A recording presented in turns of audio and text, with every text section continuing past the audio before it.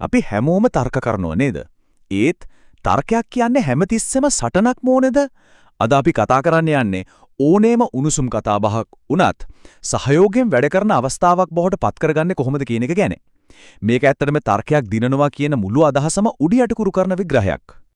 මුලින්ම මේ දෙක ගැන පොඩ්ඩක් හිතලා බලන්න. අපි සාමාන්‍යයෙන් හිතාගෙන ඉන්නේ හරිම ෆැක්ට්ස් එම නැත්නම් කරුණු ටික ඉදිරිපත් කළාම ඕනම කෙනෙක්ව එකඟ කරගන්න පුළුවන් කියලා. ඒත් ඇත්තටම වෙන්නේ ඒකේ අනිත් පැත්ත. අපි කරුණු ගොඩ ගහන්න අනිත් කෙනා තමන්ගේ මතේ තවත් තදින් හිර වෙනවා. මේක තමයි අපි අද කඩන්න යන පළවෙනි මිත්‍යාව. ඉතින් කරුණු කියන ආයුධයේ වැඩක් නැත්තම් ඇත්තටම කෙනෙක්ගේ හිත දිනා ගන්න පොදු එකඟතාවයකට එන්න පාරිච්චි කරන්න පුළුවන් මොනවද? ඔන්න ඔය ප්‍රශ්නට උත්තරය තමයි අපි මේ විග්‍රහය පුරාම හොයාගෙන යන්නේ. මේකට හේතුව හරිම පුදුම සහගතයි. යේල් විශ්වවිද්‍යාලයේ පර්යේෂණ වලින් හොයාගෙන තියෙනවා කෙනෙක්ගේ මූලික විශ්වාසයකට අපි අභියෝග කරනකොට ඒ අයගේ මොලේ ප්‍රතිචාර දක්වන්නේ හරියක සිංහෙක් පහර දෙන්න ආවා වගේලු. ඒ කියන්නේ තර්කානුකූලව හිතන කොටස සම්පූර්ණයෙන්ම වගේ ඔෆ් වෙලා ෆයිට් ඔෆ් ෆ්ලයිට් කියන ආරක්ෂක යාන්ත්‍රණය ක්‍රියාත්මක වෙනවා. ඉතින් එතනින් එහාට කරුණු කියලා වැඩක් නෑනේ. ඒ නිසා අපේ පළවෙනිම ඉලක්කය වෙන්න ඕනේ සටන පටන් ගන්න එක නෙවෙයි. අර සිංහයව සංසුන් කරන එක. ඒ කියන්නේ චිත්ත වේගී උණුසුම අඩු කරලා ඇක්ටටම ඇහුම්කන් දෙන්න පුරවා මට්ටමකට අනිත් කෙනාව අරගෙන එන එක. මේකට හරිම සරල ඒත් පුදුම විදිහට බලවත් උපක්‍රම 4ක් තියෙනවා. මේවයින් කරන්නේ අනිත් කෙනාගේ ආරක්ෂක පලිහ පහලට දාලා ඇත්ත කතාබහකට දොරක් කෙරින එක. අපි බලමු මේවා එකින් එක ක්‍රියාත්මක කරන්නේ කොහොමද කියලා. පළවෙනි එක තමයි මිරරින්. ඒ කියන්නේ ඕන් කියපු අන්තිම වචන දෙක තුන ප්‍රශ්නයක් විදියක ආයෙත් අහන එක. මේකෙන් වෙන්නේ මම ඔයාට හුම්කන් දෙනවා. තව කියන්නකෝ කියලා සංඥාවක් දෙන එක. එතකොට ඕන් තමන්ගේ අදහස විස්තර කරන්න පටන් ගන්නම පහර දෙන එක නවත්තලා. දෙවෙනි එක ඕන්ගේ ශක්තියට විරුද්ධ දේ කරන එක. ඕන් කේන්තියෙන් කෑ ගැහුවොත් තමන්ගේ හඬ පහත් කරලා සංසුන්ව කතා කරන්න. ඕන් වේගයෙන් කතා කරනවා නම් Taman හිමින් වචන අතර හිඩැස් තියලා කතා කරන්න. මේක හරියට ගින්නට පිදුරු දානවා වෙනුවට වතුර දාලා තත්ත්වය පාලනය කරනවා වගේ. ඒ කියන්නේ ඔවුන්ගේ හැඟීමට ගරු කරනවා නමුත් ගැටුමට හවුල් වෙන්නේ නැහැ. මේක තමයි සුපිරිම උපක්‍රමය. ඔවුන් කියන්න හදපු දේ ඔවුන්ටත් වඩා හොඳින් පැහැදිලිව සාරාංශගත කරලා කියන එක. මේක ඇහුණ ගමන් අනිත් කෙනාට හිතෙනවා හරියටම හරි.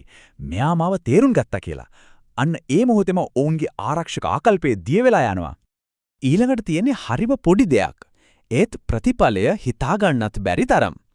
කවුරු හරි කතා කරලා ඉවර වුණාම උත්තරයක් දෙන්න කලින් තප්පර දෙකක් විතරක් නිහඬව ඉන්න. මුලදී ඒක ටිකක් අමුතුයි වගේ දැනෙයි. ඒත් ඒකේ බලය පුදුමයි.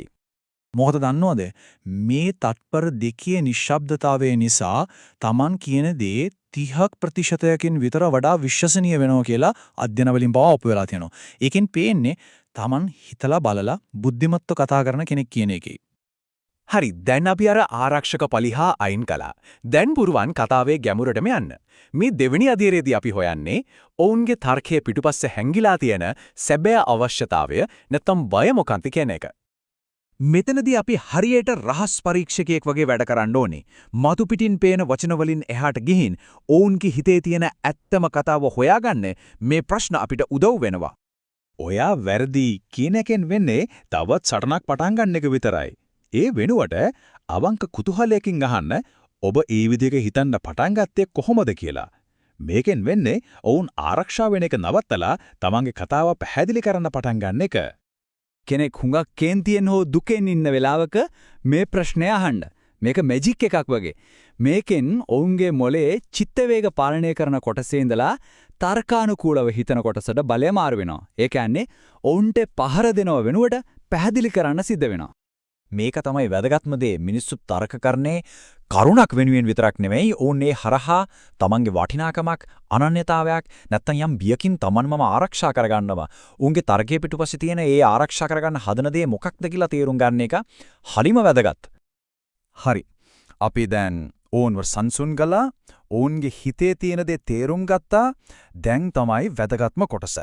මේ ගැටුම සහයෝගයෙන් විසඳුමක් හොයන තැනකට ගෙන්නේ කොහොමද?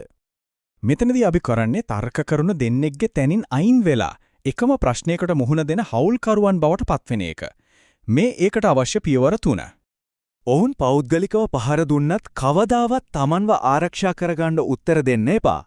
ඒකෙන් වෙන්නේ ගින්න තවත් වැඩි වෙන එක විතරයි. ඒ වෙනුවට ඔබට එහෙම හිතෙන්න හේතුව මොකක්ද කියලා කුතුහලයෙන් අහන්න. මේකෙන් මුළු කතාවම වෙනස් වෙනවා. ඔබ පන්දුව ආපහු ඔවුන්ගේ පිට්ටනියට දානවා වගේ වැඩක්. කෙනෙක්ව විනිශ්චය කරනවා වෙනුවට ඔවුන්ගේ හැඟීමට නමක් දෙන්න. ඔයා නිකම් බය වෙලා කියනවා වෙනුවට ඔබ මේකේ අනාගතය ගැන කනසල්ලෙන් ඉන්නවා වගේ මට තේරෙනවා කියලා කියන්න. මේකෙන් පේන්නේ තමම් ඔවුන්ව තේරුම් ගන්න අදනවා කියන එක මිසක් විවේචනය කරනවා කියන එක නෙවෙයි. අවසානයේදී කතාව නතර කරන්න ප්‍රකාශයකින් නෙවෙයි අනාගතය ගැන හිතන්න පොළඹවන ප්‍රශ්නයකින්. ඔබට වටිනා දේ ආරක්ෂා වෙන විදිහේ විසඳුමක් කොයි වගේ වෙන්න ඕනේද? මේ ප්‍රශ්නේ ඔවුන්ගේ හිතේ පැලවෙනවා. කතාව ඉවර වුණාට පස්සෙත් ඔවුන් ඒ ගැන හිතනවා. සැබෑ වෙනස පටන් ගන්නේ එතනින්. ඉතින් මේ හැමදේම එකතු කළාම තර්කයක් දිනනවා කියන එකේ ඇත්ත තීරුම මොකක්ද? අපි මේ වචනයට අලුත්ම අර්ථකථනයක් දෙමු. ජයග්‍රහණය කියන්නේ කෙනෙක්ව පරාජය කරලා Taman හරි කියලා ඔප්පු කරන එක නෙවෙයි. සැබෑ ජයග්‍රහණය කියන්නේ සත්‍ය හොයාගෙන යන ගමනට අනිත් කෙනාවත් හවුල්කරුවෙක් කරගන්න එක. එතකොට දෙන්නම දිනුම්. මේ සම්පූර්ණ ක්‍රමවේදයේම හදවත තමයි මේ. කෙනෙක්ට Taman වැරදි කියලා පිළිගන්න ආරක්ෂිත පරිසරයක් හදන එක Taman හරි කියලා ඔප්පු කරන්න හදනවට වඩා දහස් ගුණයකින් බලවත්. මිනිස්සුන්ට තර්ජනයක් දැනෙනකොට ඔවුන්ගේ මොළය ක්‍රියා විරහිත වෙනවා. නමුත් ඔවුන්ට ගෞරවයක් දැනෙනකොට ඔවුන් Tamanම තර්කයෙන් හිතන්න පටන් ගන්නවා. අවසාන වශයෙන් මතක තියාගන්න දක්ෂකම කියන්නේ ඔබ කොච්චර බුද්ධිමත්ද කියලා පෙන්වන එක නෙවෙයි.